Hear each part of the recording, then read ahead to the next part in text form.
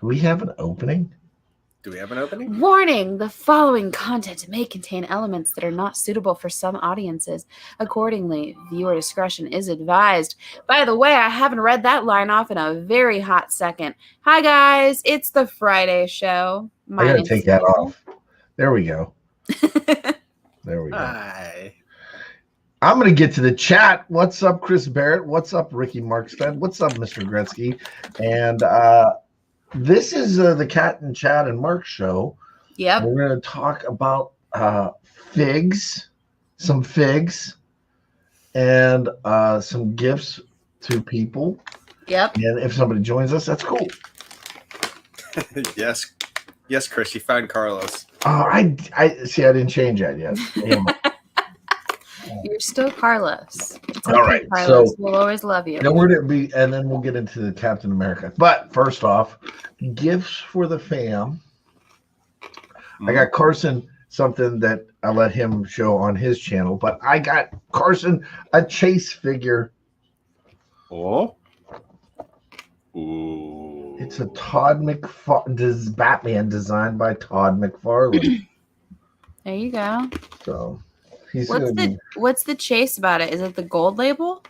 Yeah, it's the whole gold label. Okay. That's pretty awesome, man. It's basically Spawn, but Batman. Yeah. There you go. So there's that. And then I got myself Transformers that don't transform. Yeah. Megatron. Yeah. And a box of lies. A fancy box of lies. And Optimus. So those are my figs that I got for myself. But Formers. I got an exciting figure story. So look, my picture's even crooked. That's awesome. Hey, man. It's all good. It adds character. Yeah, whatever. It's that lived-in touch. It's all good. But anyway, so I had to pee today. And I had to pee really, really bad. And I stopped and got so I ran into Target. And the Target around here isn't like the Target down where you guys go. They never have anything. But they just happen. Like I went back into the action figure out, and they were just pegs, right? But there were some peg warmers. There was a Jar Jar Dark. Is this before, after, or during your pee? After I peed. Right? After he peed. So they took an entire case of one item and put them on one peg. So there was 5 characters on one peg, minus 1. And in the very back end, I saw it. It was like a glistening. It was like a shot. It was like when, in Pulp Fiction, when he opens up the briefcase and it's like, Mm-hmm. It was just like that. And I got it. I mean, I was shopping for this thing for somebody else. Yeah, that fell. Anyway, so I was shopping for this for somebody else for a while, and I went on this major wrestling podcast, and I went to Super Gabby, and I hit up Super Gabby, and I said, you already know, bro. And he messaged me back, and he didn't have it. Whoa. He didn't have it. So Carson and I were looking and looking and looking and making the first appearance on the Comic Core. Oh. No. What? I've been looking for that forever. So, Mark, guess what's coming to you? Yes. The first ever Orange Cassidy. Dude. Oh, dude. You know how hard this thing was? This thing is incredibly hard to find. Yes, it is. We've been looking for months. Dude, it was the only one on the peg. It comes one in a case. Oh my god. The One in the only- case. Like these were all on the peg, right? Yeah. Yeah. Everywhere I've gone, I've only seen those. And no orange. And then Oh.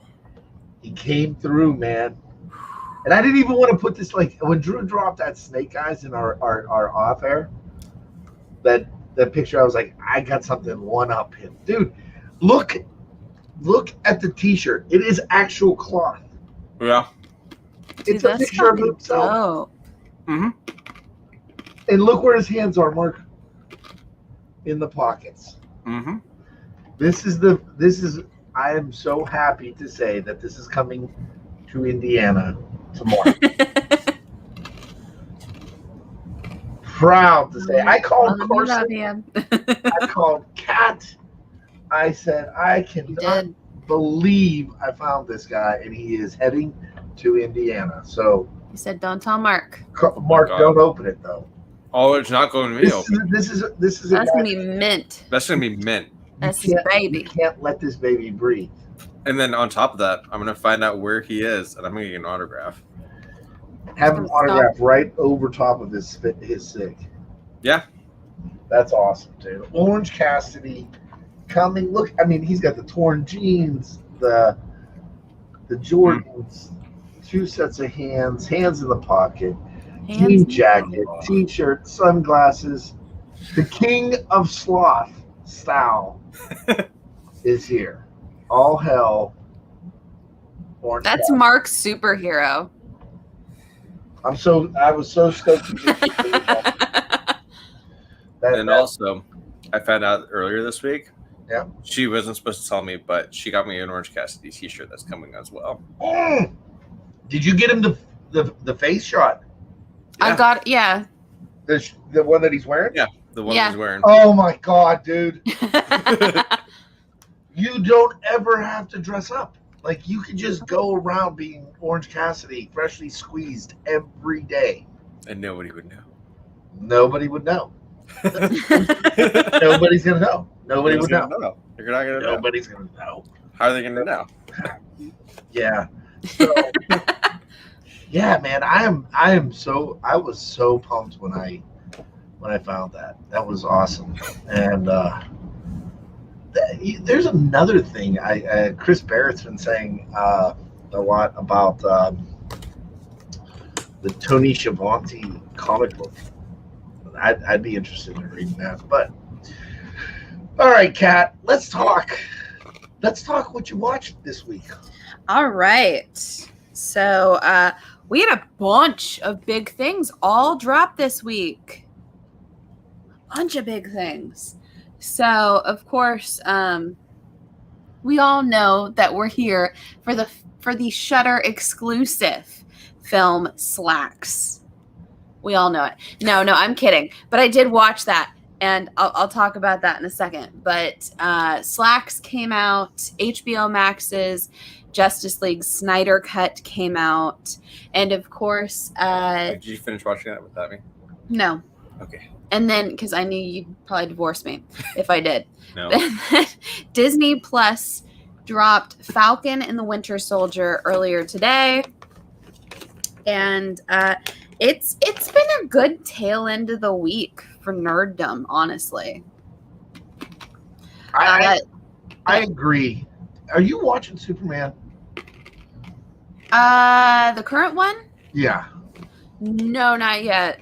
Okay. I need to. I've heard good things. Teen Wolf isn't exactly my idea of Superman personally, from what I've seen him in, but I have not watched the Lois Lane Superman, so I really can't judge him because I haven't watched his own property. I like it, but it's filmed like a film, and what we're going to talk about, that was filmed like a film too. Do you agree? Yes. But I mean, I'm not going to hold back. I'm going to let you go with it. All right. So do you want to talk about our mainstay topic first? Yeah. Or did you want to? Okay. So our mainstay topic we are here to talk about tonight is Disney Plus's Falcon and the Winter Soldier. My dears, so first off, what did everyone think? Your overall thoughts before we get into spoilers, or do we want to get into spoilers since it just dropped today? I, I'm up for whatever, but my thing overall, and Annie's gonna probably disagree with me. I know Drew's gonna disagree with me, but it was, It was okay. I'll give you that. It was okay. I'll tell It was you, okay. I felt disappointed coming off of WandaVision and jumping into this because honestly, I thought this was going to be bless you. I thought this was going to be way more involved than what WandaVision was. But this could end up being like WandaVision, where like the first episode kind of drags a little bit and then it starts to heat up. Me personally, I was really hoping for a comedy. I was hoping for these two to be all buddy, like start going on the whole thing. But we start off and the boys are separated and they both seem to really be struggling, because superheroes are like us too. They deal with bills and emotional issues and shit. Yeah, no, you're right. And like, I guess, I don't know. I mean, my biggest problem was Sam. Yeah. I feel like I watch things like this to try to avoid my issues in my life. I don't want to see my superheroes struggling. That's like how Peter Parker is always struggling to pay rent. Yeah. Even though he's fucking Spider-Man. But I mean, Sam's family business is starting to go under. And Bucky really disappointed me. And I feel like Bucky is the one character who I think could just shine in this entire show.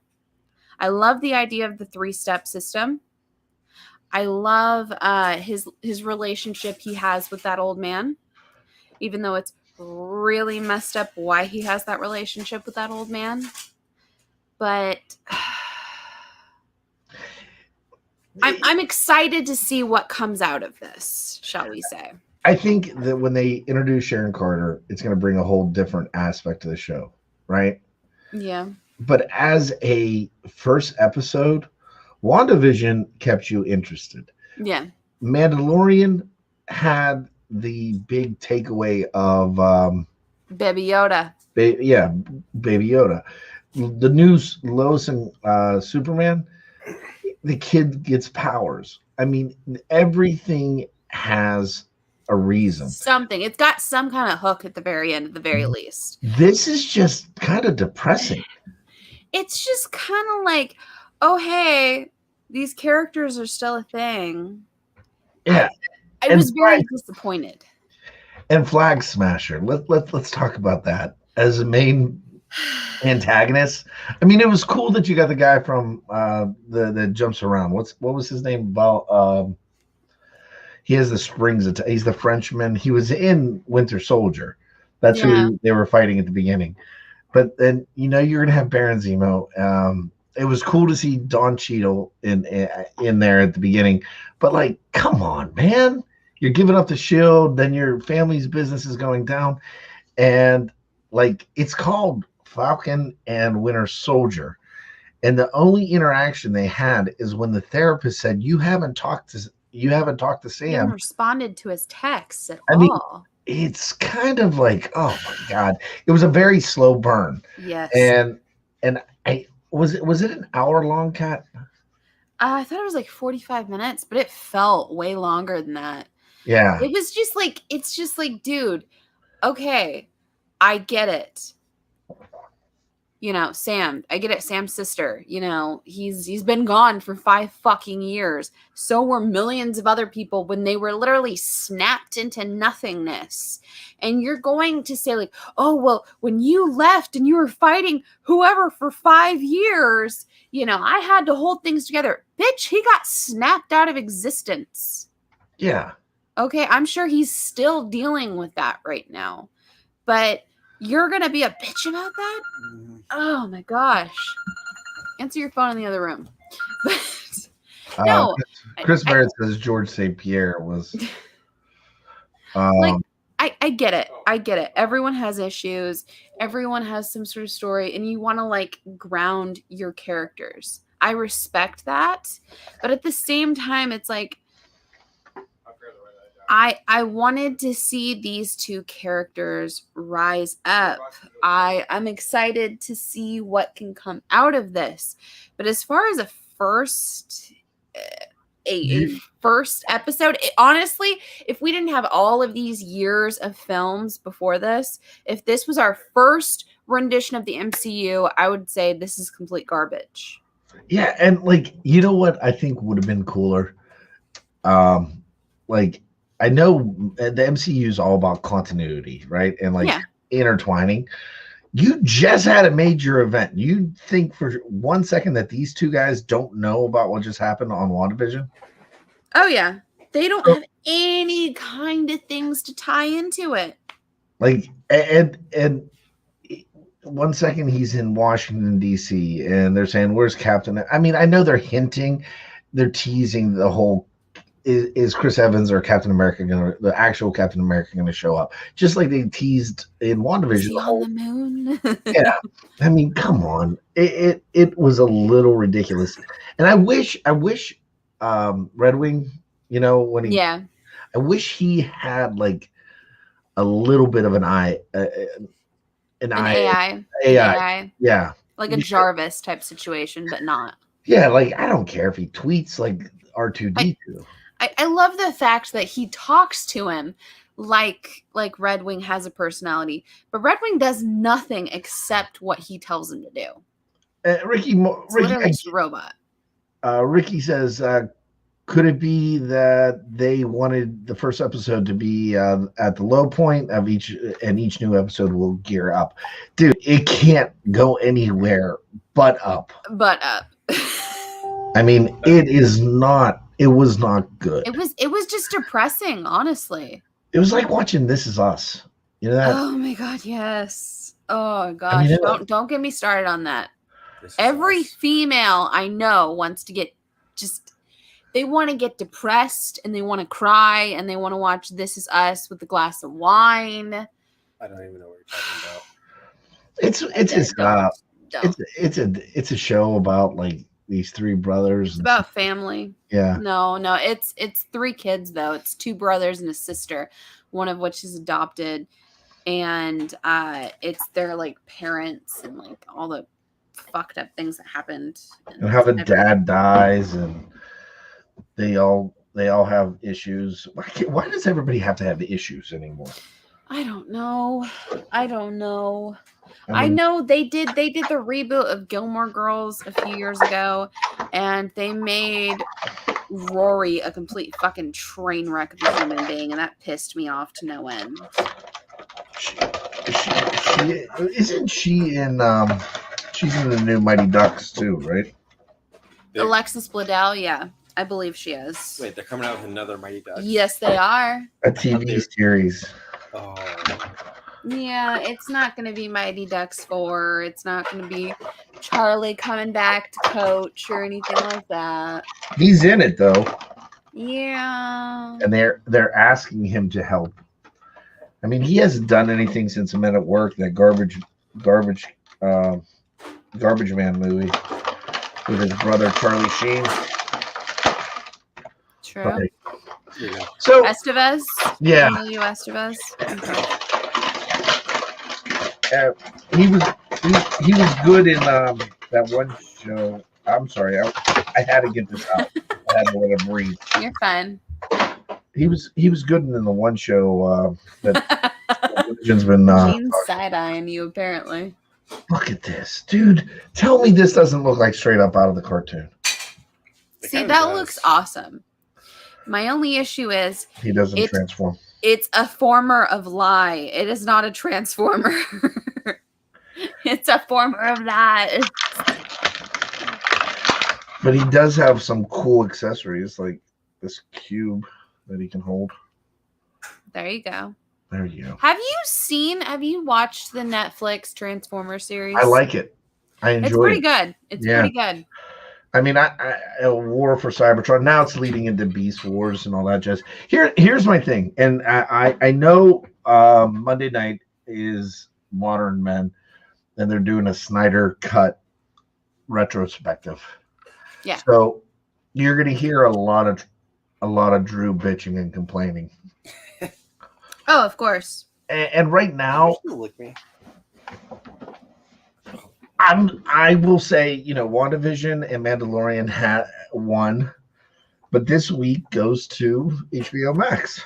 Yeah. Yeah. I think.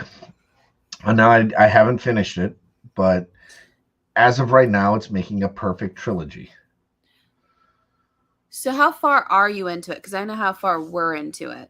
Chapter 2 or part 2. Yep. So we're two-ish, 2.5 hours in, I think. Yeah. Without spoilers or anything. But yeah, they're like gathering the team, getting everyone together and everything. But I'll tell you, like, yeah, I know everyone's bitching because of the 4 hours, the 4+ hours. But here's the thing. I looked at it and it's like, this is shot like a comic. It looks like a comic, and the things that have been added in and the moments that are there, it's like, I see why. Yeah. Honestly, if this had been a season, like a mini series of a television series, no one would be bitching about the hour mark. No one would be bitching that it's 4.5 hours or whatever. They'd be bitching because it's like, oh, well, it needs to be longer. No. As far as I am into it, I am thoroughly enjoying it. I'm having fun. I'm seeing the comic there. I'm seeing these scenes that have either been extended or even reshot to be what Snyder wanted, and everything that's come out of this, all the things he's talked about with his daughter and how he wanted to make her proud and his memories of her. And it's like, dude, I'm for this, honestly. And you know what? This is what I'm loving it right now. I'm not messing with you. I'm loving this movie right now. What's his name? Ray? Is it Ray Fisher? Yep. All right, and I know Drew has major hate for Ray. I think why? Why? I can see why he was pissed. Everything that seems to be cut is his stuff. Yeah. And the stuff that was added was the garbage jokes. Yeah. So I hear you talk to fish. No, Batman wouldn't say that, and nor did he in the new cut. So the whole Ray Fisher thing is primarily just Joss Whedon being a horrible human being. And it's been noted that he's done this several times. And a number of people have come forward and said that, including like his babies of the Buffyverse have come forward. Hello, Charisma Carpenter even stepped forward and said, no, he was a horrible fucking human being. And Michelle Trachtenberg even said that it was an unspoken rule on the set that they were not allowed to be alone in the same room together. Was he creepy? Like, he just... Okay, so Charisma Carpenter, glorious human being that she was, she played Cordelia Chase in both Buffy the Vampire Slayer as well as Angel. But, she's a woman. She had a baby. She was pregnant during her production of Buffy, during her production of Angel. And I guess everything from her being a young woman on Buffy to her being a pregnant grown adult, growing a family on Angel, he would harass her. He would make fat jokes to her expense. He would constantly have to remark about, her gaining weight, really? Or this about her or that about her. And it's just like, dude, she's fucking gorgeous. And I know Sarah Michelle Gellar hasn't come right out and said one way or the other what happened with her, but she said that She no longer wants her name associated with him moving forward. I do know that she has distanced herself the last several years with everything. And I mean, with everything that's coming out from the cast, everyone kind of knew About Ray Fisher. About Joss Whedon Really? being an ass. And it was one of those things like back in the 90s and even in the 2000s, it was, you don't want the stigma of being difficult to work with or being a diva or something, because that could destroy someone's career. Yeah. And I think a big part of it was Joss Whedon for the longest time was saying like, oh, Ray Fisher's being like a diva, Ray Fisher's being difficult to work with. But dude, fucking Jason Momoa and Gal Gadot have both stepped up and said no, Joss Whedon was inappropriate on multiple occasions. Dude, neither one of them is struggling for a check or needs their name out there. If they're both stepping up and saying, no, I stand with Ray Fisher, clearly something happened that was inappropriate. And now he's kind of been chastised and like, I mean, is he going to get another gig? You know what I mean? I think he'll be fine in the long run, honestly.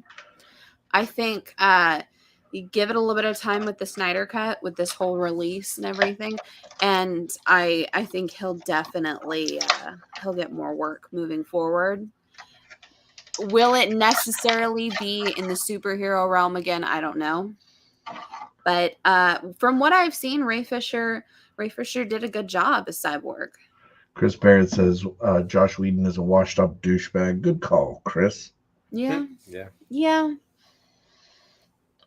I did I ever tell you when they were filming? I was in Cleveland when they were filming the Avengers. Yeah.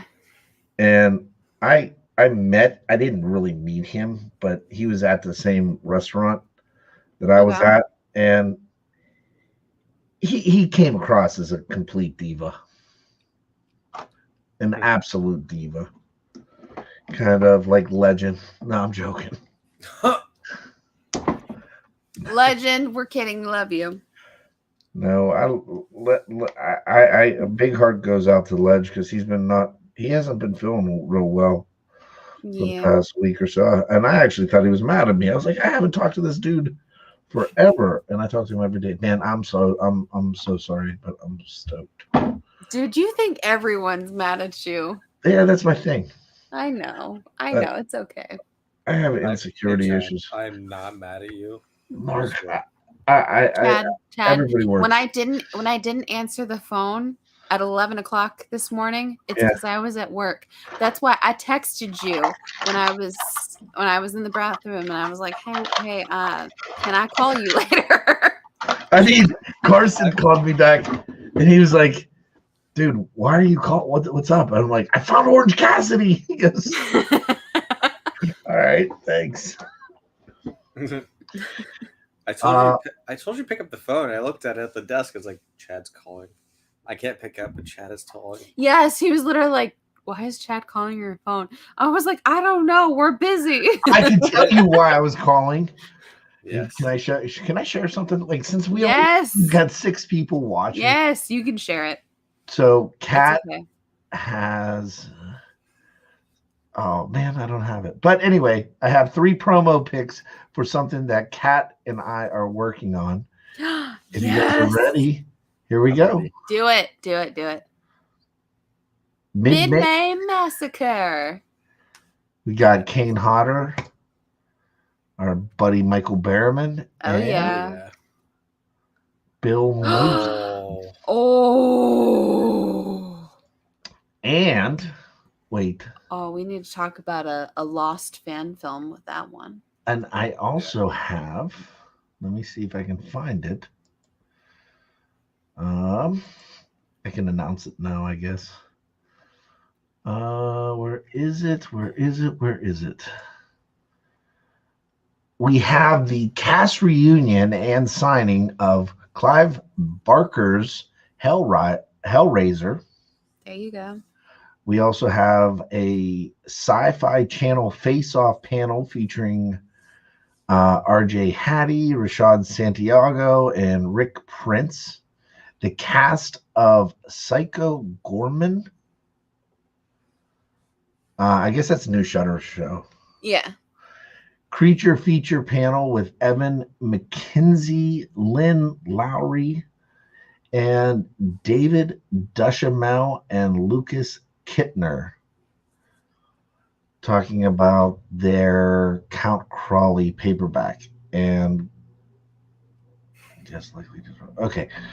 And then we're going to be doing a couple screenings with Shudder and some other things. So it's going to be kind of cool. We got a lot of things in the works. I'm excited. And it is going to be 100% Cat Ren figures. We're going to be talking all the slashers.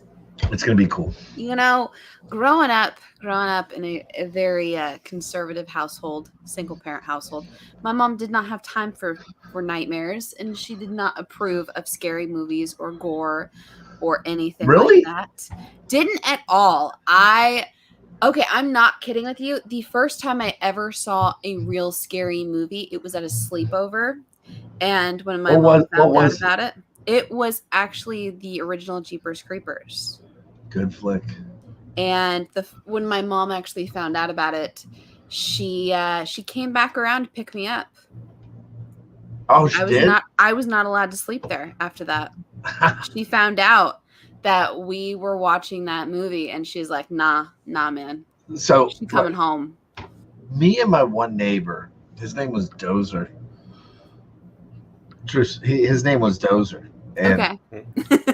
Because he was fat and like he would bulldoze his way through the lunch line, so they called him Dozer. That's mean. No, that makes sense. It's funny, but it's mean. But my nickname was Head. Because I had an abnormally large head. Okay. Yeah, you thought it's something else. I was getting I mean, maybe. I don't know. I don't know. So, anyway, they called me Hetty. And like I remember Dozer and I had this old TV, right?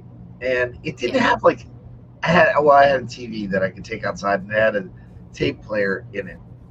Yeah. But it didn't have it didn't have channel. Like you couldn't press one to go up. You press this button and it scanned until it found a channel. Yeah.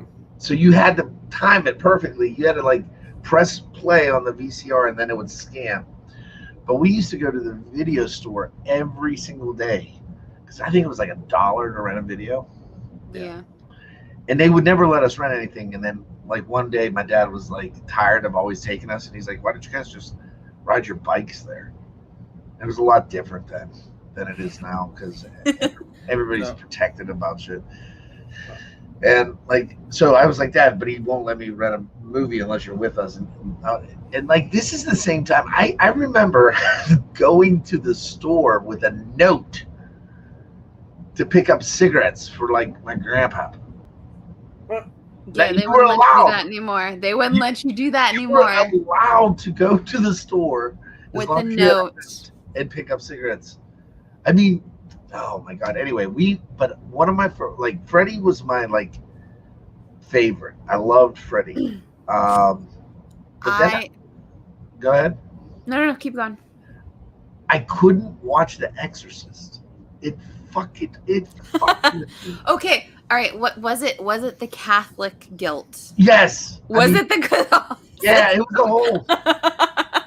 Like any movie, I can watch and laugh at, right? Like, yeah, but you can't mess with that. It's the religious aspect to it is a bit much for you. Yeah, like even to this day, I can't watch. Like I'm like, you feel guilty. And another movie, the only other movie that did that to me, I think it was oh my God, what Fire in the Sky? Okay. With the alien shit.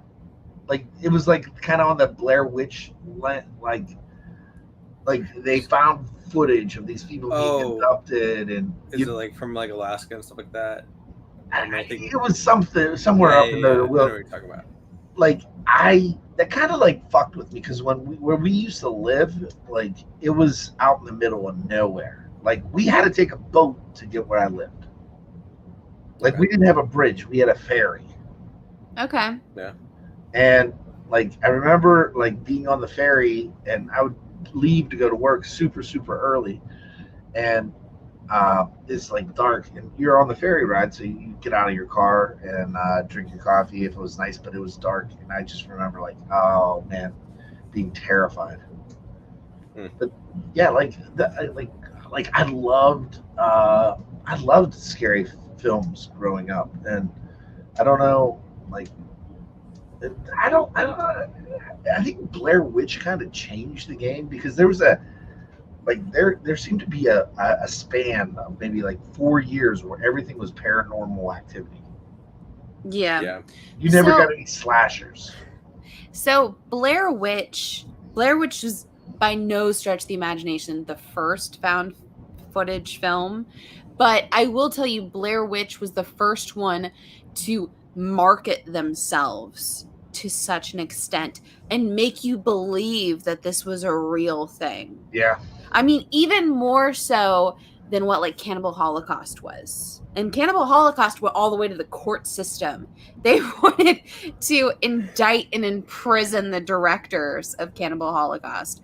But Blair Witch, they had a website, the actors that were in it, there were moments where they weren't really acting. They used their real names. I mean, Blair Witch, I have so much respect for the first Blair Witch film, hands down, and all of the lore that has come out of that. Personally, I hope that they could either cut a deal with Scream Factory or with Arrow Films or Criterion Collection or something and re-release some sort of a collection to the first film, and then all of the added content that they had on the website that is no longer available, unfortunately. But I know the topic we kind of like spanned off into was like it's a question that I always ask people when I meet them at horror conventions and just in general when I find out that they're a horror fan like myself. And I ask, why horror? And I asked this multiple times with Mainframe Comic-Con with a couple of our guests that we had that are like big horror people. I was like, why horror? That's something that I always ask. Me personally, I was raised in a very conservative household, single parent mother. She really didn't have time for, us to have nightmares and have to deal with all that nonsense and have to explain all that. So we weren't allowed to watch anything violent. We weren't allowed to watch anything with gore, anything that she thought was inappropriate. Even as a teenager, like when I first really got into horror, the first time I ever watched Texas Chainsaw Massacre, the original, was at a friend's house. And my mom did not know I was watching that movie. My mom probably thought I was watching like Illegally Blonde or something like that. But yes, I snuck around quite a bit as a teenager and watched every horror imaginable. And like, I remember when horror imaginable. And I remember when the Family Video came here to my town, which it's gone now, unfortunately, but the Family Video came into my town and they had like the 2 for $1 rentals or whatever. Well, of course, I couldn't rent certain movies on my mom's account because I wasn't of age and she'd find out and she'd get really mad. But we rented them on my friend's parents' account. And then we'd go over to their house and watch them. So that's how I got to see all the Ginger Snaps for this first time. That's how I watched all of the, well, actually, that's not entirely true because I did watch the Friday the 13th on TV. I remember as a kid faking sick so that I could stay home. And I literally like had something at my door to where I could see if my mom was coming. Mm-hmm. And then I'd watch the movie. And then if I saw her coming, I'd like change the channel to something, or I'd hurry up and like turn the TV off or something. But I watched all of the Friday the 13th for the made for TV cuts and everything of them that way. And I watched all like the Halloweens that way. And it was just something that like I had to sneak around for years and years to do. Now as an adult, I'm able to very openly watch My horror movies. Of course, she still complains if she ever finds out about it or sees it. But you know what? I'm a grown-ass adult. I like scary movies. I like gore. I'm totally fine with that. I love practical effects more than anything. 100% practical over CGI. And going to various horror conventions, I can tell you there's a lot out there. There's small indie producers like Wompstomp Films. There's even smaller things like Preston Perspectives. There's big mainstay things, and it's all over the gambit. I know I kind of mentioned this briefly, but Shudder just released a new film, a new Shudder exclusive, and it slacks. Wait, I think I saw. Did you put the trailer in something? I did. Okay, I remember that now. Killer blue jeans, everyone. They're like, Killer blue jeans. The movie is fantastic. It's fantastic. Is it really? It is, honestly. It's a lot of fun. There's a lot of silly bits like the jeans dancing and everything to like Bollywood music. Like there's a whole Bollywood like dance number with the jeans dancing.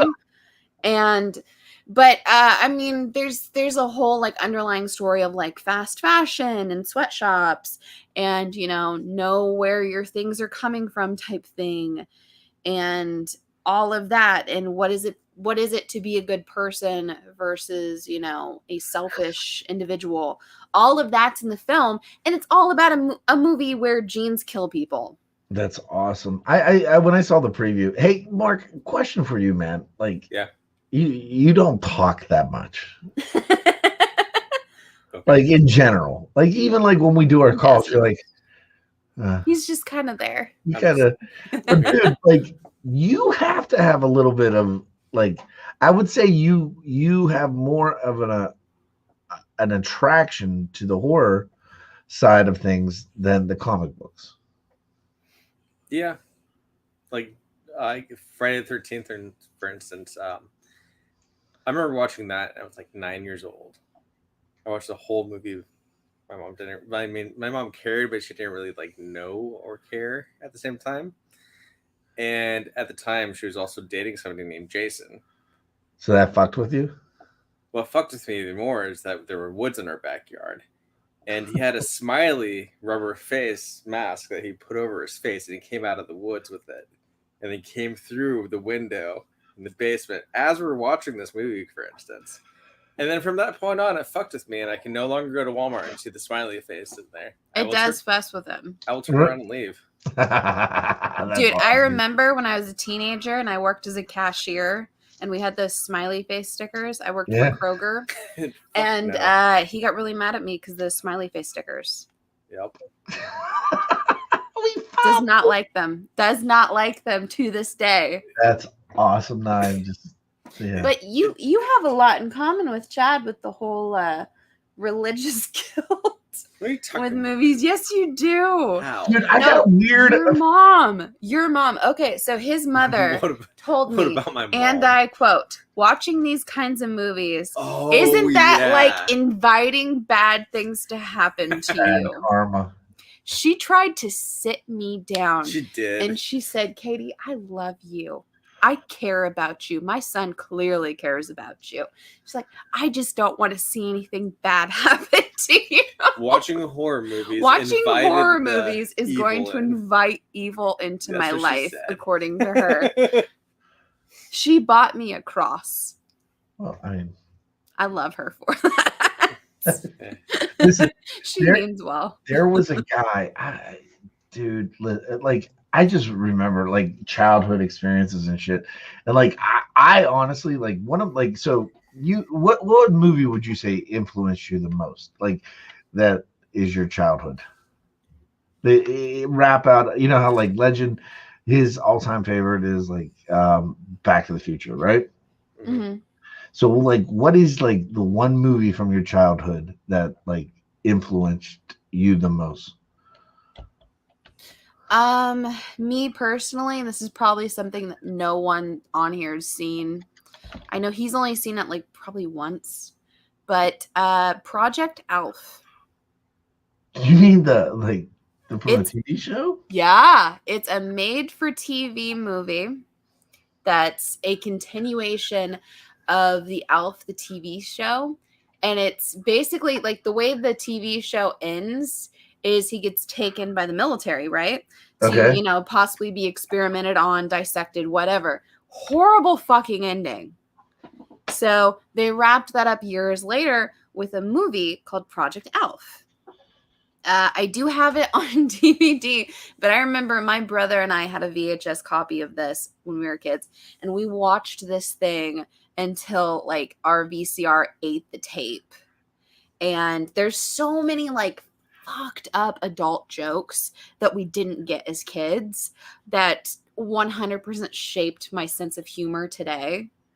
Like there's one thing where they're doing an experiment where they're supposed to be putting electrodes on Alf, and the electrodes aren't working. So the doctor puts them on themselves to check it, and he gets fried alive. So then they do word association instead with Alf, and they start listing off various things, and it gets back to Dr. Warner. And it's so fucked up, and it's so much fun.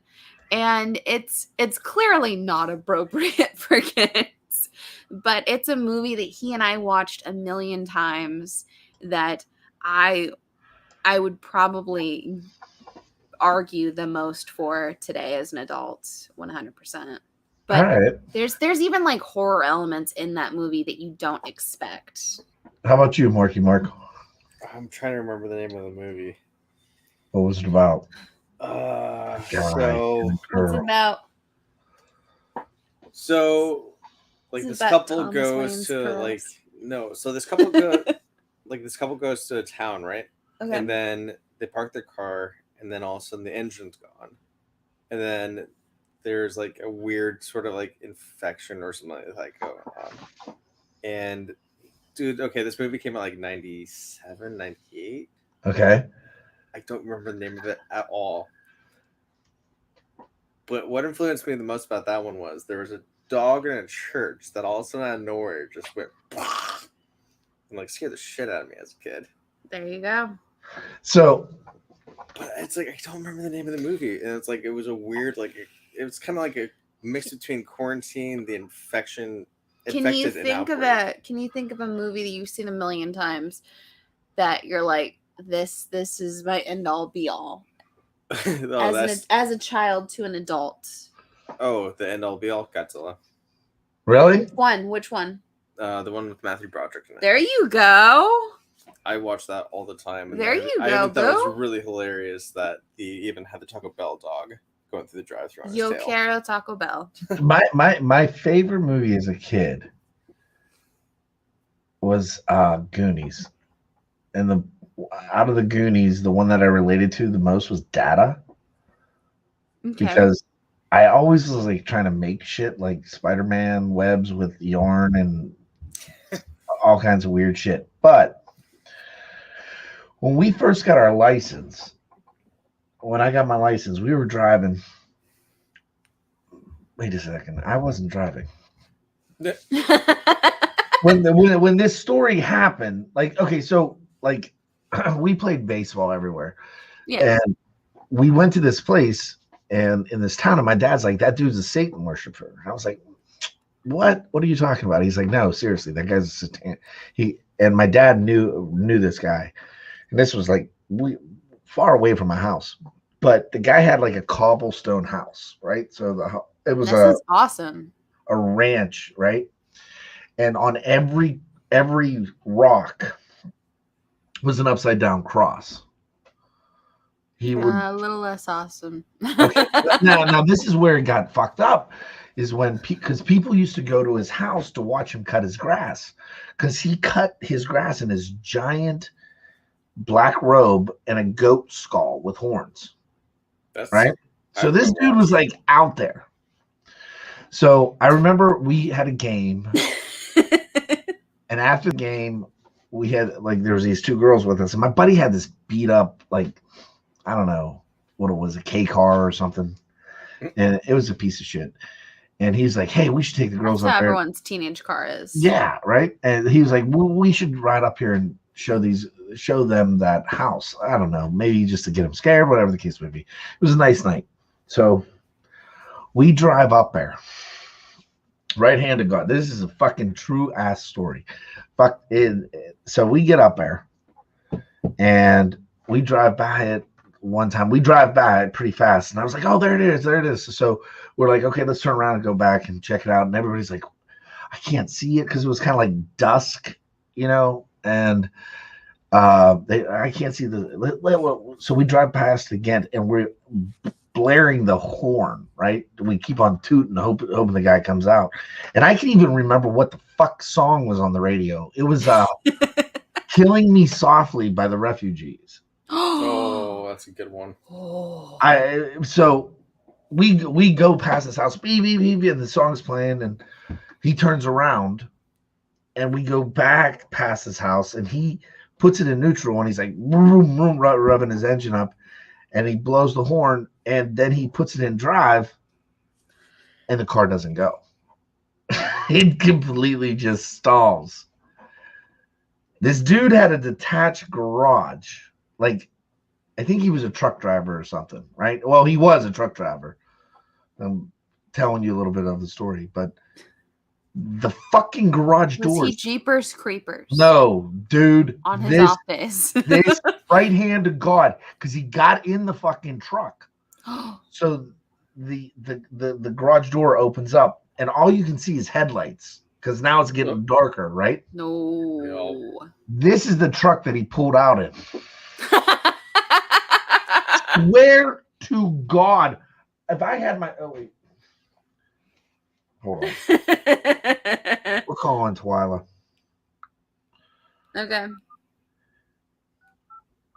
Oh my God, no. That's kind of epic. Dude, Dude, that's fucking terrifying. He chased us down 70 in this thing, like on a major highway. Oh my God, no. No, okay. So you need to understand, teenagers are assholes. Yeah, but no, I was one. Teenagers are assholes. What? Hey. Hey, what? What's going on? Nothing. Is Dad near you? Uh-uh. Where's he at? He was out with the dog. Oh, okay. Hey, so question for you. Okay. Where do you remember that Satan worshiper guy that had the car that was like the truck from Maximum Overdrive with the Green Goblin head on it? No, up in Lover, or on the way to Mount Pleasant. Dad interviewed, like Dad had interaction with the guy. Remember, he would cut his grass with the skull head on, had upside down crosses on all the bricks of his house. Oh, you want here, Fred? You want to ask Dad? Yeah. Fred. Now, heaven knows if he'll remember anything.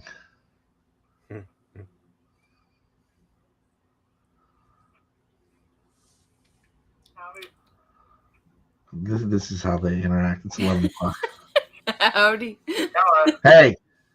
What? Do you remember that Satan worshiper guy up near Mount Pleasant? No, that wasn't up Mount Pleasant. That was on the way to, that was right off the Interstate 70 going towards Greensburg, right before New Stanton. Yeah. Yeah. And his truck was that Maximum Overdrive truck with the Green Goblin? No. I don't remember. I remember he was just like nuts. Yeah. How did he cut his grass? He had on a riding lawnmower, and he had a black, like a robe or something on it. He had something on his head. I can't remember. Like a skull head. Huh? It was a goat head. Yeah, I think it was. Well, just like a hat, goat hat with the horns and that. Yeah.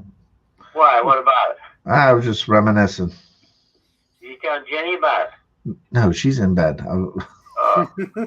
Yeah. All right. I'll talk to you. When he cut his grass, you know how you go up and down, across. Yeah. He just drove it every which way. I mean, he didn't care. He just And figure eights and stuff. not even that. Just crazy. But he's no longer there. Is he dead? I don't know. I asked Yoko about him, a friend of mine, and he says no. I think he lost the house.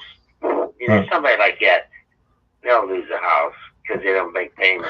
All right, Dad. Well, I gotta go before you say something inappropriate. I'll talk to you. What? Not that I'm joking. Bye. Later. What? Papa Ramsden, what? What? What did you say? What? Oh my Oh, God. God, Yeah, that's that so dude like straight up was crazy. It's called St. Peter's Cross. Oh, okay. Goonies, Shuffle. Chad was an Asian kid growing up. Yep. Good call, Chris. But yeah, that was absolutely terrifying. That's not the first time we had a high speed chase that I had to run. There was another time too. Yeah. God, kids were out. We were dickheads back then. Oh yeah. So, Chad, were you ever chased out of a graveyard? What? Yeah. No. Were you ever chased out of a We graveyard? were on Yes. Listen, here's a fucked up story we did. So we were in high school, right? Yeah. And I'll bring this guy on. Here he is. Hey. Hi. Check. Hey guys. We're talking about nonsense and horror movies. Nonsense in horror movies. I like nonsense horrors in movies. Oh yeah, exactly. Look at this. Look, Drew. Yeah. Chad. He's got not transformers. Does that transform? No. What the fuck good is it, Chad? You I ready just for woke up. You so ready for something? My hair's a little bit out of whack, folks. You guys, Do it. you know, like my hairdo. Do it. Do it. Do it. Do it. Do it. Do Do it. it. What? Oh, you son of a bitch. Uh-huh.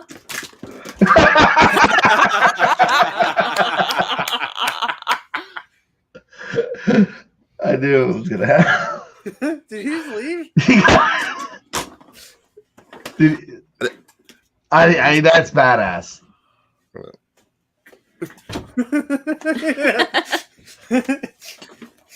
Sorry, I'm gonna need these to hear. I got one of these today.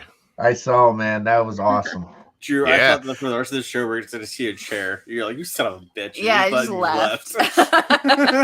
Dude, I was just only gonna one on leave, the- honestly. I want Only that one orange on the casting. peg. Only one on the peg. That's the So- only one on the peg. So That's no, crazy. They had Puck, Rio, and Matt Jackson, and he was the last one there. And I was like, oh, gotta grab it. That's crazy that one survived. That So- that pack figure is fucking dope though too. But then Chad may have been peeing before, after, or during this Or transaction. during. Yeah, I got excited. Well, So- thank God. Here's my Todd McFarlane Spawn. Gold label. Yeah, it's terrible. So Yeah. Drew, what we were talking about was like Were you talking about how probably nobody's watching this show because there's Falcon and Winter Soldier and Snyder We- cuts and all kinds of well, shit going on? we talked a little bit about some of those, but one of the things we were talking about was like the one film that kind of like defines our childhood. It doesn't necessarily have to be horror. It doesn't necessarily have to be comic book related, whatever, but something that to this day as an adult, you're like, that defines my childhood. Return of the Jedi. Return of the Jedi was probably the first Star Wars movie that I saw more than once. It was clearly the number one reason why I wanted my parents to buy that giant brick of a VHS trilogy. And not until I was much older did I realize that it was probably the worst out of the three. But when I was a kid, there was just something about all of the characters in the Jabba Palace scene and the sail barge, all of that stuff. You know, I wasn't an Ewok kid, but I mean, come on, that Yub Yub song is like really the greatest thing ever. And I hate that they cut it out in the special editions. And yeah, it was definitely Return of the Jedi. It's what fostered my love for Star Wars, which for me, like with the way that they marketed all the special editions, like Star Wars became the number one fandom of my preteen years by far. When I got into being a full-fledged teenager again, I was back to the Marvel and the comics and all that stuff. But I mean, I was for the longest time more of a Star Wars fan than I think I was a fan of anything else. And Return of the Jedi definitely fostered that in me as a young child. Did you ever like? I remember watching Return of the Jedi and wanting to build an Ewok village. That's all I wanted to do was build an Ewok village. Like Ewok Village seems awesome. I still want to stay in a treehouse in the redwood forest. Like I want to build a treehouse in the redwood forest and live there. To this day, I still think that like the greatest moment in my breaking puberty was probably laying in a gold bikini. Yes. Like, and it sounds dirty, and it is dirty. Trust me, all of my thoughts are very, very dirty. But it wasn't even Fast Times at Eastmont High. That's Ridgemont High. Ridgemont High, same damn difference. And no, I mean, those boobies were great, but like the thought of what the boobies looked like under the gold bikini were like way more intense. Like, come on. Like, everybody likes a little bit left to the imagination. Yeah, Princess Leia. Yeah, I'd rather see the tits. I'm not kidding. Well, I mean, like, I want to see them. But when you don't let me see them, it makes me want to see them even more. That's why scary movies was like my thing. Like Porky's. You got to see movies. Yeah. And Is Porky's really a scary movie though? No, but that was like that genre of like slasher flicks that the exploitation factor there. You're like, wow, dude. I remember going to get my rental movies, and we saw pretty much every movie, like Return of the Living Dead, Night of the Living Dead. The Reanimator, like Bride of the Reanimator, just all of them. And I remember we were like, we want something really scary. And this dude, he was a stoner, and he was like, and we were like, honestly, we couldn't have been any more than 12 years old, 12, 13-year-old. And he was like, here, watch this.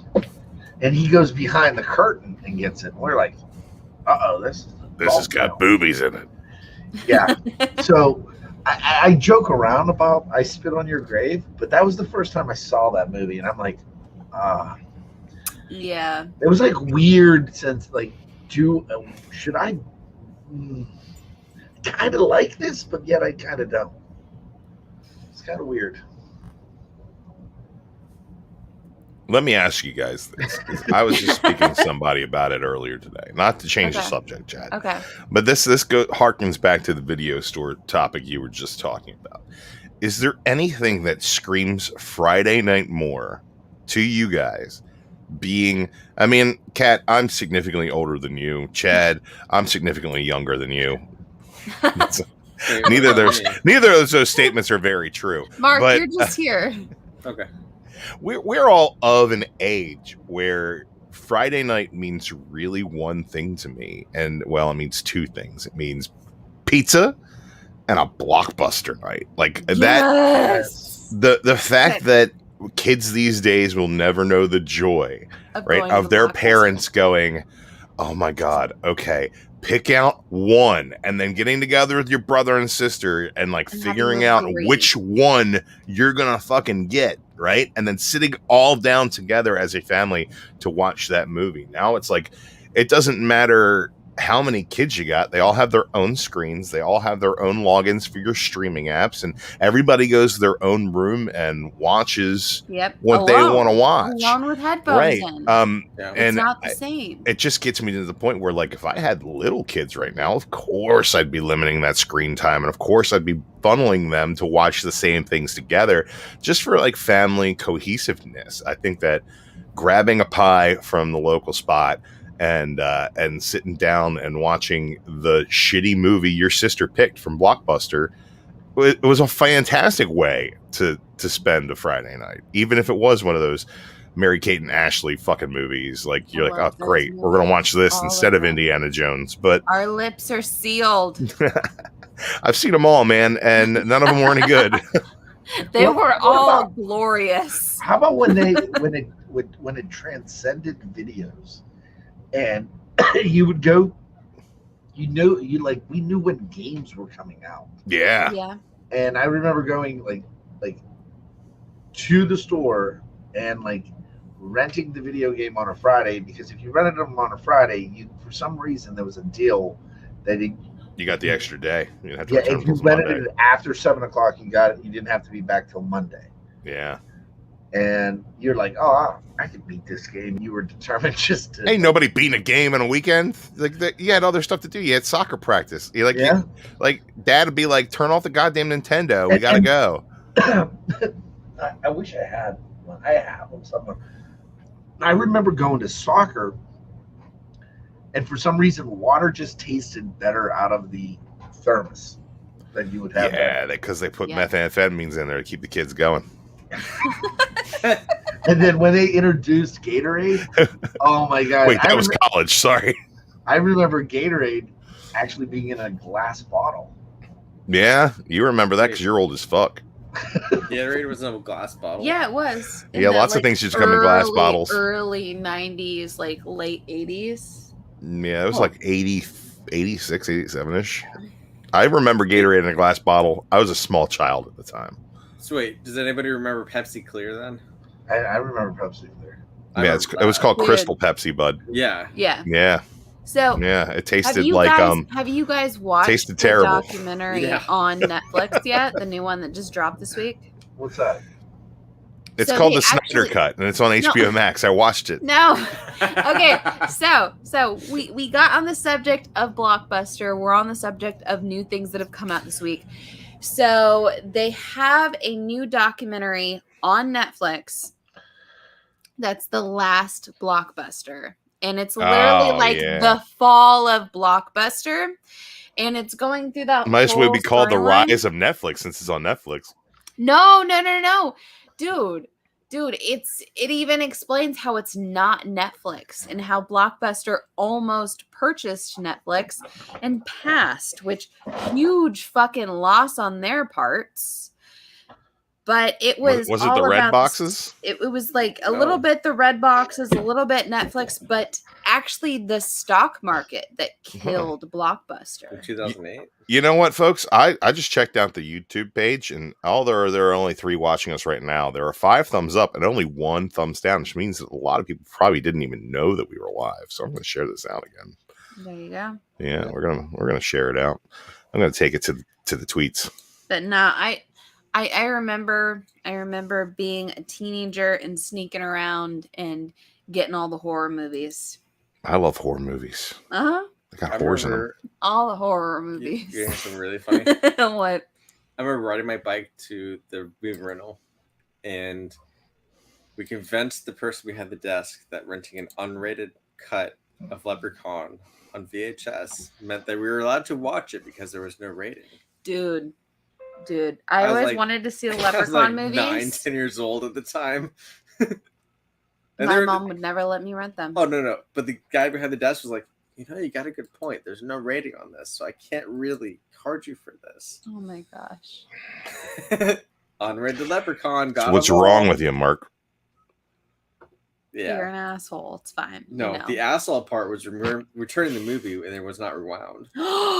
You didn't even rewind? You They guys had a tape rewinder behind. They have the tape rewinder behind the counter at every Yes, they fucking do. video store. Why? What matters, man? Like, you gotta put when you're checking them had back the in. rewind fees. Oh yeah, it says Yeah, rewind, because rewind. Stuck they gotta on your pay some account. kid to stand there and rewind those shits. They put a fucking fee on your account to rewind that shit.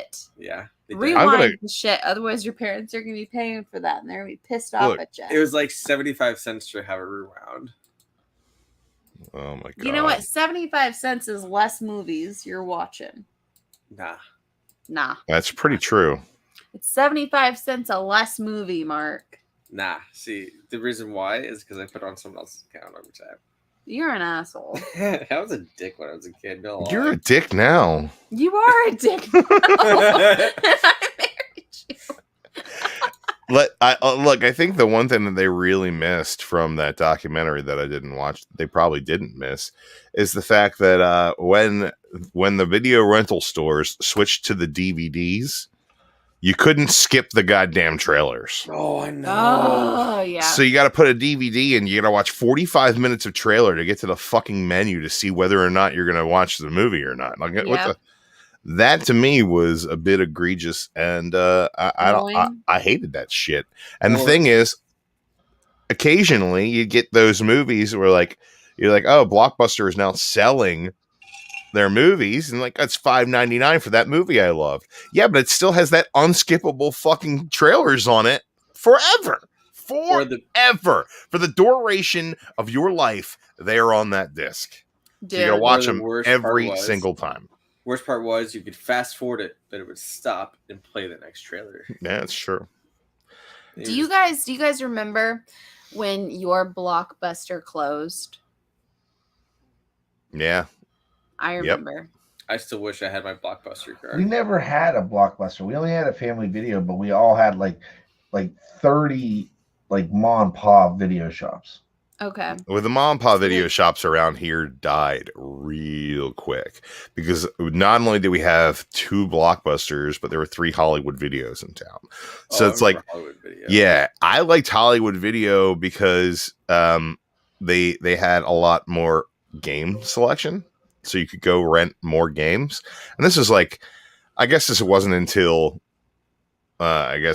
the next generation consoles came out. So it was like, I guess, beginning of PS3, Xbox 360 era, right at the end of the video store era. They were getting new games in where Blockbuster was not getting as many games in. Blockbuster had to have 48,000 copies of Twilight on the shelf. Yep. But like you there was like two copies of Halo. Twilight. You know? Come on now. Well, it is what it is. I'm sorry. Shout out to my girl Annie Banks. We all know you love Edward. It's all good. There was a Hollywood Videos that we had, and they actually it was really cool because when you went up to the counter, they had big tubs of microwavable popcorn, but like it was the tub. You just put the tub in the And I always burned those. Really? I never read the instructions. I could never cook. Hey, Mark, can you do me a favor and get yourself a wife that can cook something because you're burning microwave popcorn? Hey, you know what? No wonder he's in the kitchen heaping like spoonfuls of buffalo tuna on everything. He doesn't know how food's supposed to be. Have you ever made a buffalo tuna at work? We don't have tuna at work. Or buffalo.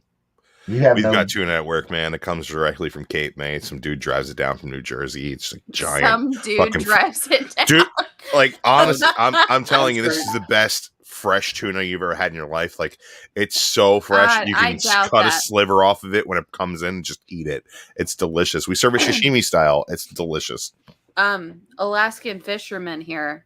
I doubt that is the best tuna he's ever had in his life. I never had tuna in Alaska. You're a fucking liar. No, tuna in Alaska didn't happen until my last year because the water started warming up. There was no tuna in Alaska. Yeah, you're gonna want salmon. Honestly, the best place to get tuna on the East Coast is off Cape May, New Jersey. Yeah, It's just the way it is. Salmon fisherman. Yeah. Fuck you. Yeah. Anyway. We get our salmon from Antarctica. Serious? Yeah, they're open ocean corral farms in Antarctica. And because of the ultra cold waters, there's so many more omega-3s, and the fat content on the salmon is delicious. Dude, it's the best salmon I've ever had in my life. Okay. Yeah. Any Hoosiers. I So mean, I guess the I am gonna vacuum pack you some salmon and send it to you guys. It's delicious. Okay. You're gonna Although send it to Mark. the best fillet that was the freshest that I have had. The thing was still kicking when I was putting it on the grill. No, yeah. Fucked up. Oh, but it was so. Kill I'm the sure fucking Alaskan Hoosiers. salmon, you're getting fresh, good salmon up there all the time. Oh, I did. I got sick of Yeah. it. Literally. So Just saying. So I remember when my Blockbuster nearby me closed. I was a teenager. I was a young teenager. And I remember pleading with my mom to get my allowance beforehand.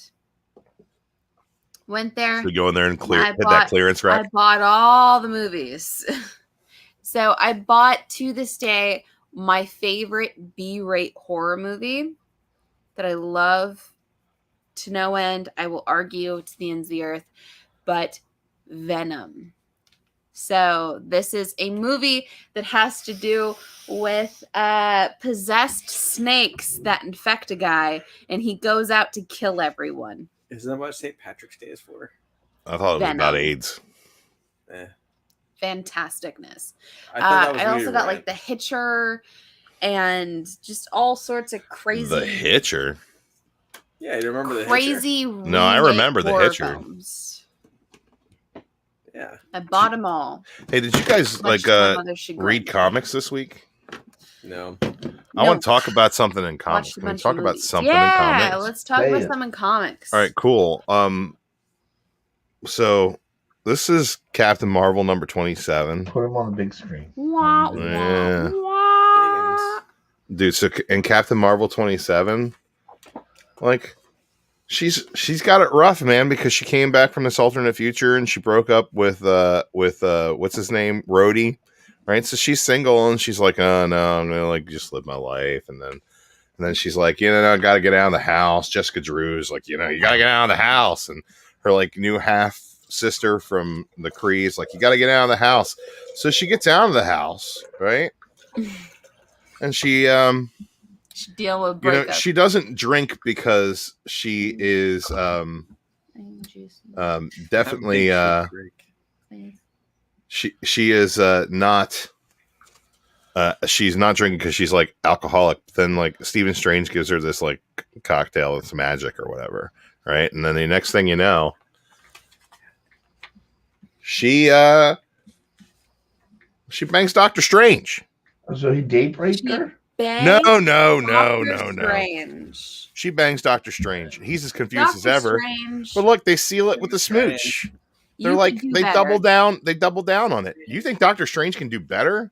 Yes. Yeesh. Oh, look, I'm going to tell you this right now. Like, she's got a lot of flack lately. She's got these situations where she had the Civil War II character assassination.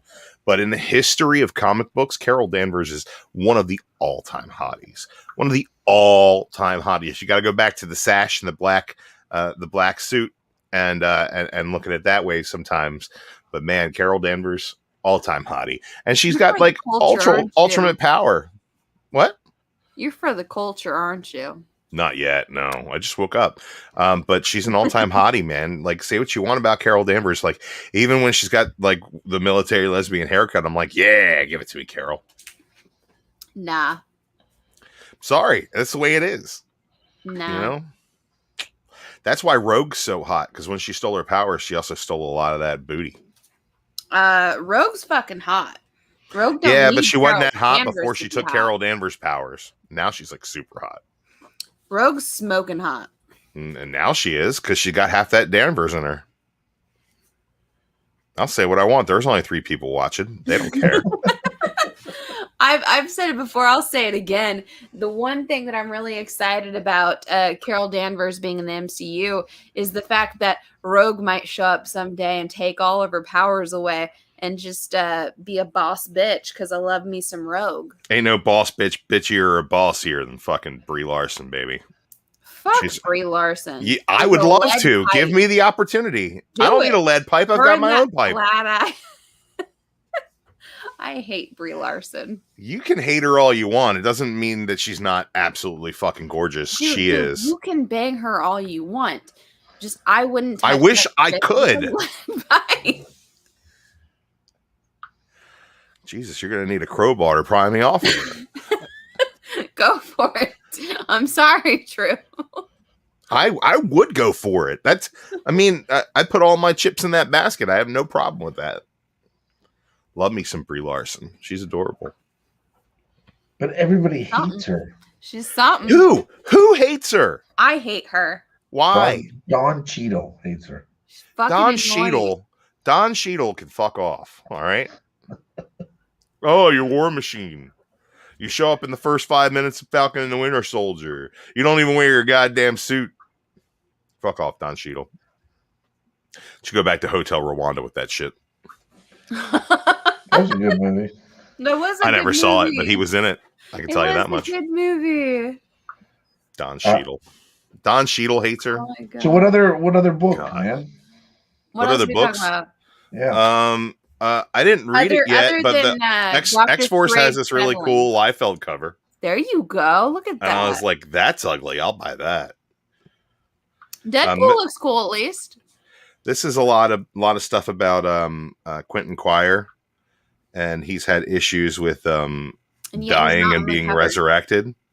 Well, I mean, but it's all about him and the cloning and saving part of himself, and he's having some issues. But you can tell there's some nefarious stuff in play, and he is on the cover. That's the A cover right there, Kid Omega. Yeah, I haven't read this yet, but it's been good. So it's issue 13. We're into the third arc with Donny Cates, so that's where you always know whether or not you're going to keep going. And this is the only other book I got, which was King in Black Sword tie-in, Sword number 4.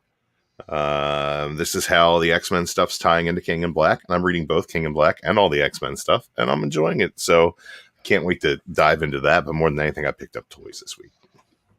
And what else? What all did you pick up on that side? Oh shit, we got a Cobra Commander.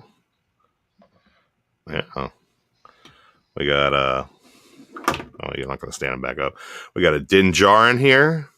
Finally got my hands on a Mando. This figure is pretty freaking dope. I love how his nice figure. How the long blasters, like it clicks right into his back and fits into the folds of the cape. So that's pretty fucking dope. We got a Thrawn, Grand Admiral Thrawn. That's awesome. That one's pretty dope. I really much enjoyed that. Got me a little Snake Eyes action here. He's pretty dope. What made you go down the G.I. Joe one?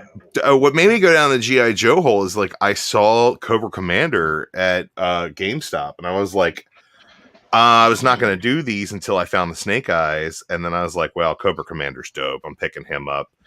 I also got Count Dooku. This Christopher Lee head sculpt is the head face scan. Let's see if I can get this to.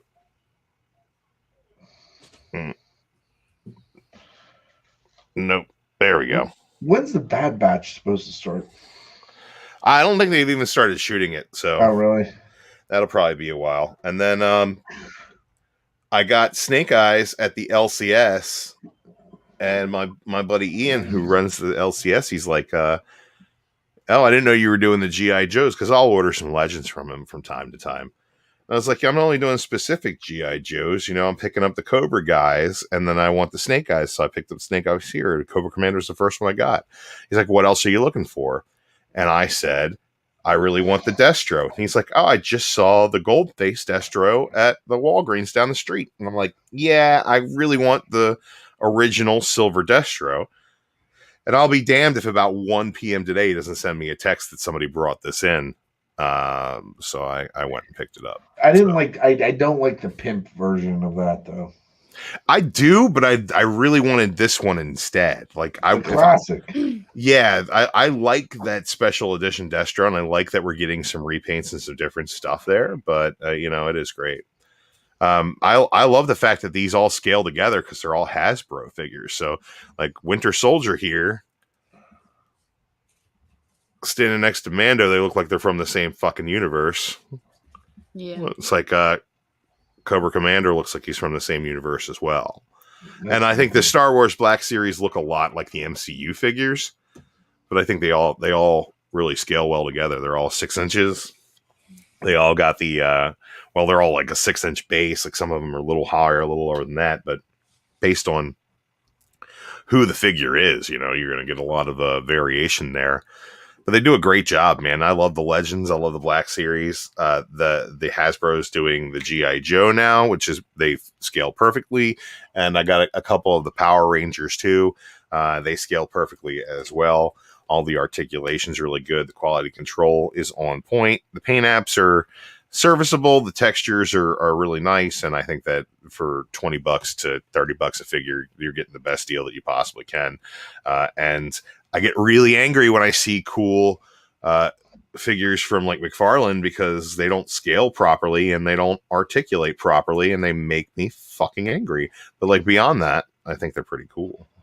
Like I saw that Robin finally that Seawood picked up. Yeah. And then he's too fucking big. He's too fucking big. I don't know. It makes me angry.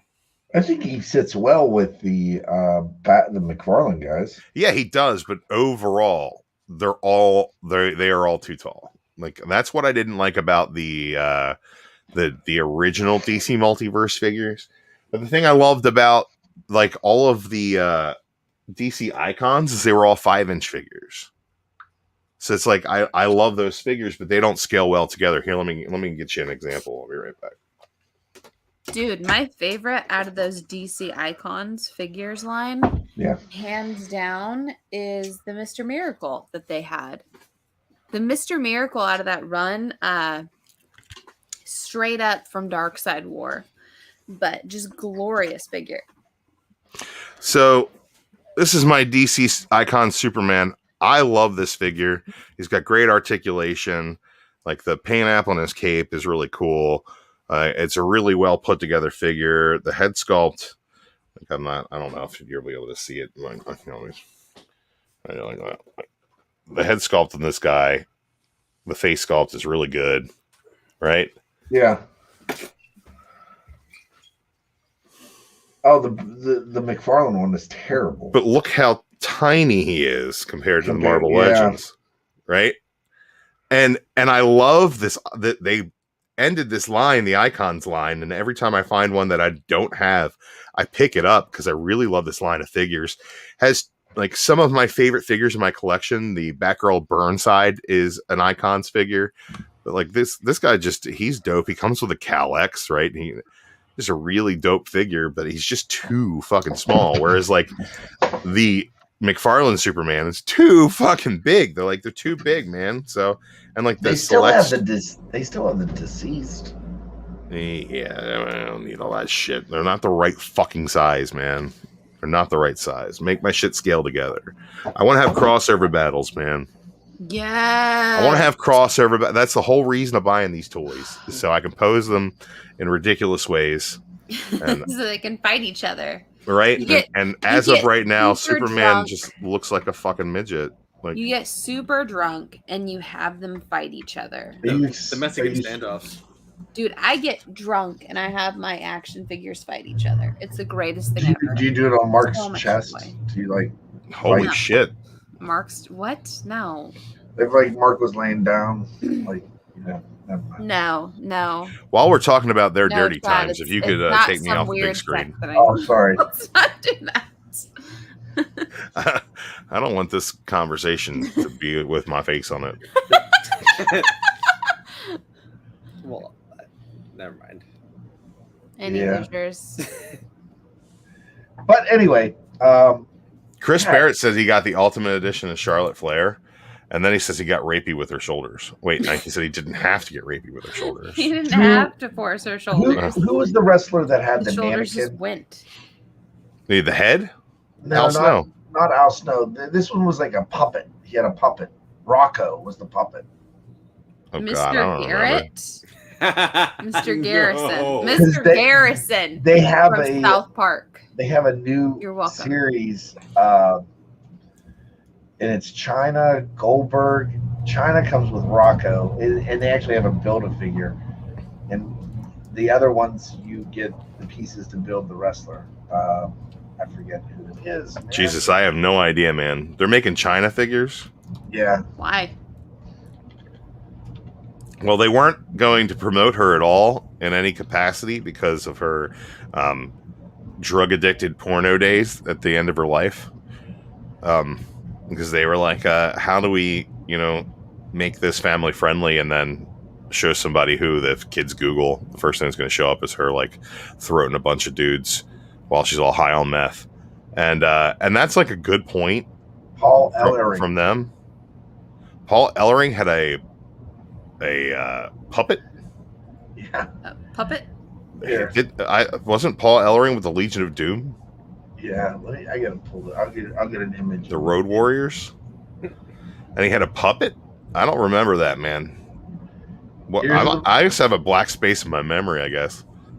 Save image. Hold on. Save. Oh yeah, Shawn Michaels is in that. Chris Barrett says send her the link, he'll show us. Let's send Barrett the link, he'll bring it on. I got it. Here it is. Here, this is awesome.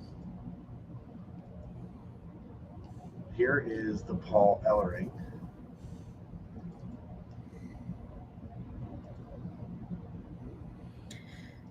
Oh God. That's Oh, that's a puppet. that I'm gonna tell you right now. My puppet's way nicer. That's got to be. When did that Elite come out? I just saw it for the first time at Target this week. That's weird. And it comes with sexy boy Shawn Michaels. And a Goldberg too. Goldberg. Oh God. There goes Chad. We lost the Chad. Well, Goldberg came on and he had the job out. Hey, so I did decide on the Godzillas. Yeah? Remember the Godzillas I said I was in between ordering? Yeah, you get the spiny boy? I got the spiny boy.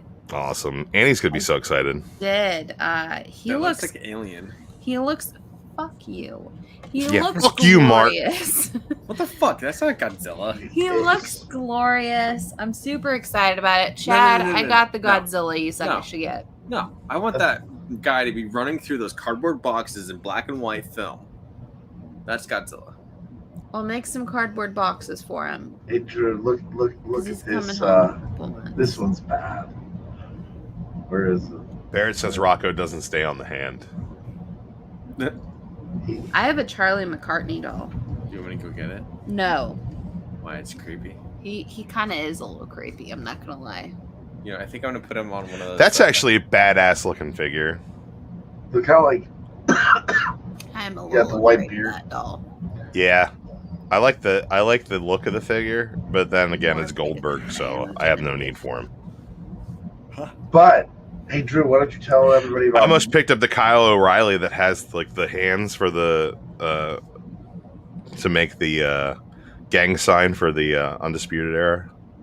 Really? Yeah, but I was like, nah. I went to Walgreens looking for one of those ebony Silver Surfers and I couldn't find it, so I left. Drew, why don't you tell everybody about Monday night?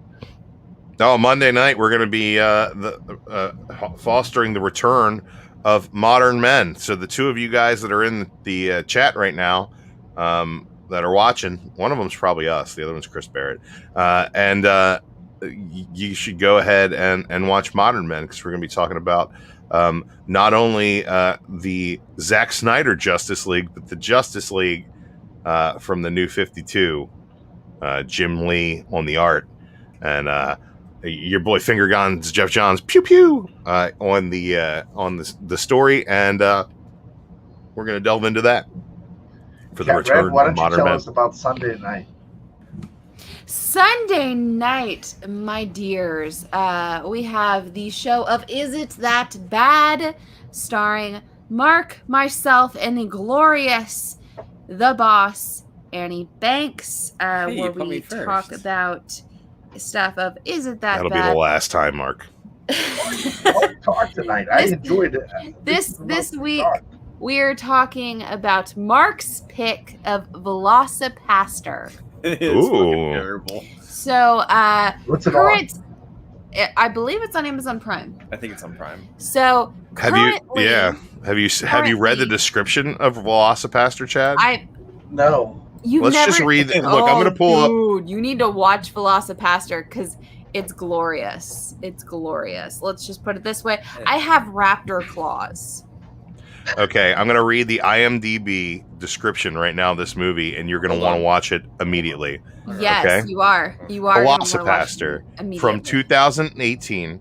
After losing his parents, a priest travels to China, where he inherits a mysterious ability that allows him to turn into a dinosaur. At first horrified by this new power, a hooker convinces him to use it to fight crime and ninjas. And ninjas. A hooker? And he falls in love with that hooker. Dude, so like he wakes up with the hooker the next morning and she's like, that was amazing. And he's like, what? Because he's a pastor. He's like, what? We didn't sleep together. She's like, no, you turned into a dinosaur. I'm going to watch it. It is fantastic. It's so bad. It is fantastic. Okay, so currently on the show, Is It That Bad? If you're not watching it right now, you may not know, but we are currently kind of at war, the three of us. We're trying to decide who has the worst of films.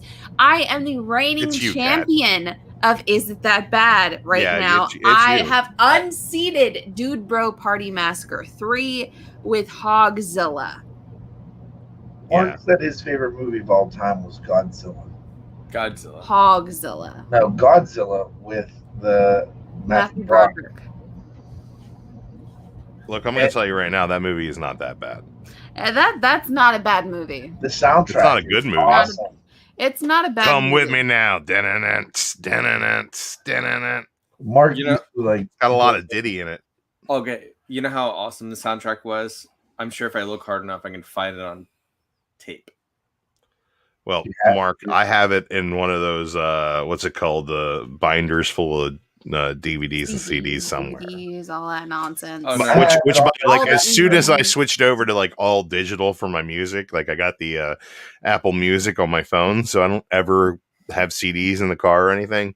Like my kid took my CD booklets and was like, "Can I have these?" I'm like, "Yes, you can have those." Oh, you mean you didn't have like Aries or like Fuse or like any of those torrent things to download music? Napster. Napster. Yeah. Annie. I mean, I did, and I used to burn CDs all the time, Mark. Yeah. But I the mean, second that I could just pay $9 a month to have every bit of music in the world, I was like, yeah, here's $9. I'm not going to be an asshole anymore. Yeah. I'll find a way to be an asshole about other things. Yeah. Wow. Yeah. Can I That's look, fine. because I wasn't here earlier and we're only an hour and 40 minutes into the show. I want to talk about Justice League. You guys want to talk about Justice League? We have not finished Hold my Justice League. We haven't I haven't finished finished it. You haven't finished it. Why haven't you finished it? Because there's so much fucking stuff that came out. It's only this 4 week. hours, but it's been out for 48. You couldn't have took I 48 worked of a those lot. hours and chunk out. I worked a lot. Well, let me just tell you right now, Kat, skip to halfway through the movie and watch it from Gosh. that point. Shut your whore mouth, Drew. This whore mouth speaks nothing but truth, and you should know that by now. I heard that even with the headphone out. I still heard that. Why is there a tail on my face? It's It's the Gene. first time you ever say that. Because it's Gene. Well, guys, I gotta go. I'm gonna hit Yeah. Yeah, we're gonna end it off. I want to here, talk guys. Justice League, and everybody leaves. Yeah, No, because well, we we're haven't not finished done. it yet. I'm gonna watch. Finish it. I'm about 2.5 hours in. So far, I am thoroughly enjoying it. I don't care. You enjoyed the first Drew. 2.5 hours? I'm totally fine with it. Yeah. Sweet Jesus, that is nap fuel. It's 2.5 hours of nap fuel. It gets really, really good, like Sweetheart, right after sweetheart, the point where You you're at. have to remember. I'm a DC fangirl. I'm here to hug my beloved DC comics and tell them which is why it's you should be all upset good. We're that gonna that take care of them. this cut of Justice League has 18 scenes with Lois Lane crying in slow motion, and none of them See, build to fucking anything. I've only seen the one of Well, Lois there are Lane crying. there's legit 3, and there are 3 too many. It's just really Okay. like the first half of that movie. He's just like, how much slow mo can I put in here? Like what? So you've seen the Aquaman scene where like Bruce Wayne comes and he's like, hey, guess what? My biggest secret in the world is that I'm Batman, but I'm going to tell this random dude that I'm Batman. And then he's like, fuck you, Batman, and swims away. You've seen that scene, right? Yeah. Did you like how there were ugly ladies singing a horrible song for 5 minutes at the end of that scene? And you're like, no wonder they cut this out. I didn't understand that, why they were singing. Because he's Jesus to them, Chad. He's Jesus to them because that's Really? the only. It's the only allegory like, that Zack Snyder knows is like, well, this guy's got power. We should make him Jesus. I thought they were supposed to be like Celtic women almost. They were a nod to the Celtic women group. Honestly, yeah, they were just ugly girls singing a horrible song in a language I didn't understand for way too long after he swam away, sniffing his sweater like he was never coming back again. It was the weirdest. Oh God, it was the weirdest thing I've ever seen. And then there's other weird stuff in there too, like Steppenwolf's fucking sprinkly, twitchy armor. Have you seen that? Have you seen Steppenwolf show up? Does he show up in the first 2 hours? Yeah, he shows up. Okay, he all right. Enormous time. And then he's like, oh, I look way better than I did, but I still look fucking stupid. You know what else? We also have the Flash. Is hanging terrible. out with puppies. It's fucking terrible. He's fucking hanging terrible. Out with puppies, and I love it. I want to know how the it. Me Too people are going to let go of the fact that in mid fucking save of one girl, he's like, I'm gonna brush her hair out of her face and stare at her all creepy. Like, you know what? Okay. It was creepy. That was creepy. Completely. Ezra Miller needs to go. Completely off subject. I'm 100% gonna lose my shit on this. But let's talk about the craziness that is the cancellation of Pepe Le Pew. Go fuck yourself if you have an issue with Pepe Le Pew. Pepe Le Pew isn't canceled. Yes, he is. Yes, no, he's not. No, he's not. Warner Brothers just chose not to use him. I love Pepe Le Pew. Okay, so Pepe Le Pew and Penelope the cat have had an assorted romance throughout the years since the fucking 50s. The issue with Pepe Le Pew and Penelope the cat was never him being too aggressive or anything or like rapey as they're talking about now. No, he's stinky. He's a stinky Frenchman. Fucking bad. He's right. It's not about rape culture. Skunk. It should be canceled because that's rude to the French. They're not all stinky. Just 97% of them. Even their first fucking appearance together at the very end of the episode. Like, honestly, can we come together as a society and allow Pepe Le Pew to exist? That's fine. Saying. But like at the same time, like what about the 3 French people that shower? We're really being rude to them. Look. All right, so it's just they're a bunch of surrender monkeys that smell like cheese. It's what the French do. Is being shit on for being with the same woman for almost 70 fucking years, but we're gonna tout LeBron technically James he's not as being with a her. decent fucking human being. Technically, Pepe Le Pew's not with her. He's just simping for her for a long time. They are together. It is canon. It has been canon throughout. She has chased after him numerous times. They had a fucking cell phone commercial together. This is the danger of Pepe Le Pew. We get comments like this. That's the danger of Pepe Le Pew. Dude, I fucking love Pepe Le Pew. You want to know who I don't love? Fucking LeBron James. Really? That's who you decide to bring for freaking...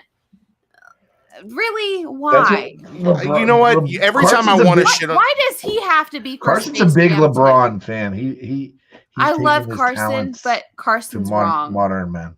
Carson's wrong. Carson's taking his talents to another channel. Carson, I'm sorry, but you're wrong. If that happens, we're just going to shut up shop. Yeah. We're done. We're done. It's going to delete the channel. Delete the channel, move on. Dissolved. Look, league- the thing about the league- LeBron James is every time I want to shit on him for being a terrible person, I remember how bad his hairline is, and I'm like, he's just human. And then his mom slept with all his teammates. Well, I mean, you got to get somewhere somehow. That's why. Fucking Yeah, that's why. LeBron James. Left That's a Cleveland horrible first time. human being. All right, It's guys. like if I pass you some ass, will you pass my son the ball? Get his stats up. And this is what you get on Friday night. Hey guys, I gotta roll. Honestly, I gotta go. All right, we're heading All out. All right. Love Night, you guys. See ya. Night.